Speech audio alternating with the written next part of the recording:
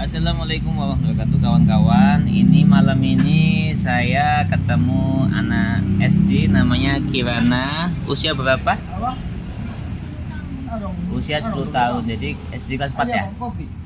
SD kelas 4. Oke, saya tadi meminta kepada Kirana untuk menuliskan di sebuah kertas dan diberi tanda tangan. Saya akan menganalisa kepribadian dan bakat dari Kirana. Kirana memiliki tulisan yang ukurannya kecil, ya ukurannya kecil untuk anak 10 tahun SD kelas 4. Ini ukurannya kecil. Tulisannya kecil itu bakat belajar. Kalau belajar nggak gampang capek. Kalau belajar tidak mudah terganggu konsentrasinya. Dan ini juga perlu kita ajarkan kepada anak-anak kita, kawan-kawan. Jadi ketika kita itu memiliki anak dan nulisnya ini kok kecil, jangan disuruh besar, kawan-kawan. Ini tadi juga bapaknya ini nyuruh anaknya untuk nulis kok kecil, tulisnya yang besar. Nah itu salah, kawan-kawan.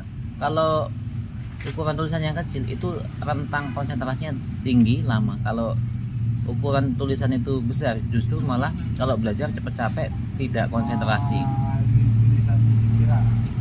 Kemudian Kirana ini anaknya periang. Kalau nulis naik ke atas, nulis naik ke atas. Orang-orang kaya juga kalau tulisnya kan naik ke atas, karena nggak mudah menyerah. Haji Denan tuh, orang Madura itu Haji Denan yang punya taksi di Bogor Cari itu nulisnya naik ke atas.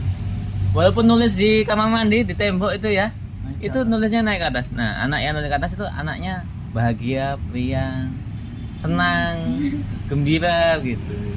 Itu bagus itu. Spasinya ini dekat. Nah, jajannya tadi tak dengar-dengar kasih uang jajan 10.000, yang tertabung 2.000. Anak itu punya bakat nabung. Jadi baris 1, 2, 3, 4 nih, ini jaraknya dekat. Kalau barisnya dekat itu bakat nabung. Ya, anak ini kalau dikasih uang nggak semuanya buat jajan, ada yang tertabung. Kemudian ini peletakan huruf ini tidak pada tempatnya, kayak R ya. Mewarnai ini kan harusnya R kecil, nah ini R-nya besar. Kebakaran, B-nya besar, harusnya B kecil. R-nya. Nah ini anak ini kalau marah nggak logis. Kalau lagi ngambeknya jadi perkara yang sepele aja bisa diambekin gitu.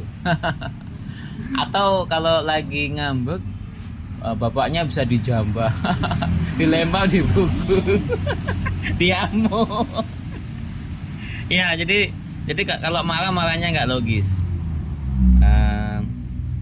Ini anak ini pemaaf. Jadi kalau misalnya kalau bapaknya pernah janji lupa, ini anaknya